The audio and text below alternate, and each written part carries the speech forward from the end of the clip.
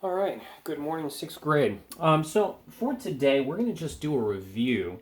It's been a while since we have talked a little bit about Chapter 8, which is a chapter that we do need to start wrapping up um, this week and getting ready to take a test on that. We have two more lessons. One of them I assigned, I believe, before we went to the break, if memory serves me correctly. That was about writing inequalities. But because it's been a while, and because some of you may not have brought your math notes home, I'm going to go over that lesson again, just to make sure that you understand it. And inequality is what our focus is going to be. And basically, they're like equations, except they express things that are not the same.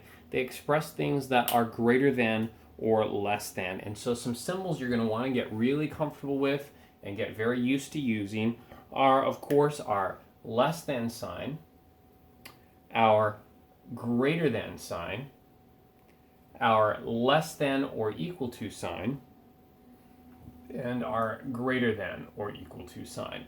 Those are the signs that you're going to want to get used to. And I'm going to give you some phrases that go with these. Okay, this is all coming from your textbook, page 384. Okay, so if you want to look there as well, you can look there. It's the same thing, and it's neater than what I'm doing, but it's a little box at the top of the page, and you might want to take a look at that. This is less than is always going to be expressed by this. And it's very important that I highlight the use of the word is. Less than without the is actually a subtraction sign. That means that you're going to be subtracting. So if I say n less than 5, then that's going to be 5 minus n. Or 5 less than n would be n minus 5. But when you add the is, it means something entirely different. Okay? It no longer means and I'll write this off to the side. So when I say n less than 5, that means 5 minus n. But when it says n is less than 5, that means n is less than 5. It's an inequality. So that presence of that word is very important. Another phrase you'll see is fewer than. Is fewer than. And again, this is in your textbook on page 384. It's a little neater than what I'm writing here. Okay? Our greater than sign, again, that word is always going to be there. Is greater than. Because without the is, it would mean plus. But in this case, it means is greater than. Or is more than. Okay? Again, see that word is. Those are all things that mean greater than. Okay? Now we're going to talk about our less than or equal to and our greater than or equal. Of course, it's going to say is less than or equal to.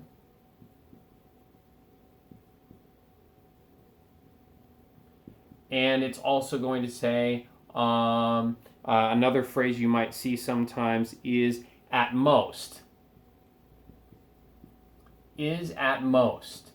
And I know that sounds odd when we're talking about less than. A lot of times people think it's the other way. Same with this next phrase, is no more than.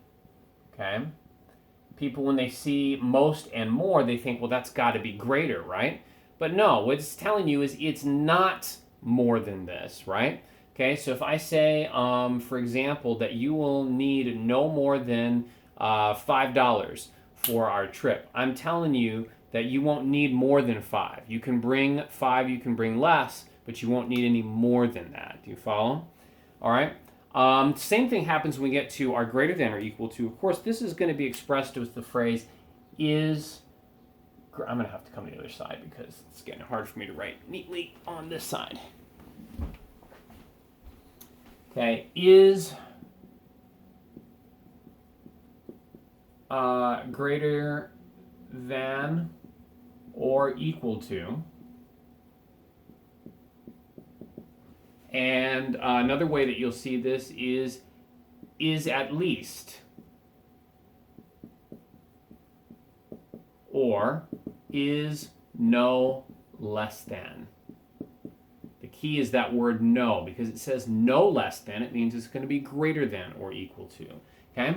And so now let's get into some actual expressions and see what those mean. Okay? In example 1, they're going to have some word sentences which you want to write as inequalities. So, for example, A says, a number C is less than -4. A number C is less than -4. So the way I'm going to write that is C, that's our variable, is less than, that's going to be this sign right here, -4, and that's how I would write that. C is less than -4, okay? So that's what we're looking at as far as that goes, okay? Now, they can have just a single statement, or it can combine more than one operation, okay? So for example B, it says a number K plus 5 is greater than or equal to 8. Okay? I'm going to erase this one. We'll try that one now. Okay? It says a number K plus 5 is greater than or equal to 8. A number K plus 5 is greater than or equal to 8. Okay? So how am I going to write that? I'm going to write a number K plus 5, let's see, is greater than or equal to, so that's the sign I'm going to use right there, is greater than or equal to 8. And I write it out that way. Okay? So that's what you're going to be looking at. Key thing you want to keep in mind is whenever you see the word twice, it means 2 times. Okay? So if you ever see the number like twice a number P, like in your try it number 2, it means 2 times. So whenever you see the word twice, it means 2 times. All right, I'm going to erase this, and we're going to talk about the next thing that you did, or if you haven't done it, are going to do in this lesson. We're going to write inequalities. We're also going to be doing something called checking solutions, where they're going to give you a solution to inequality, and you're going to check to see if it is a solution. So for example, and this is on page 385 in your textbook, for example, on page 385, example 2, we have x plus 1 is greater than 7. X plus 1 is greater than 7. And then right next to it, it's going to say, it'll have a semicolon, and it'll say x is equal to 8. What they're asking you to do is they're asking you to take this 8 and put it in place of the x and see if it creates a true statement. Okay? And you'll see that in the example, that's exactly what they did. X plus 7 is greater than 7. X plus 1 is greater than 7. If x is equal to 8, is this a true statement? So let's check it out. We'll put 8 in place of x, and we'll check and see if it's true. 8 plus 1 is going to be 9. Is 9 greater than 7? Yes, it is. So it's a true statement. Okay? That's what we're looking at. Now, let's look at one that's false. Okay?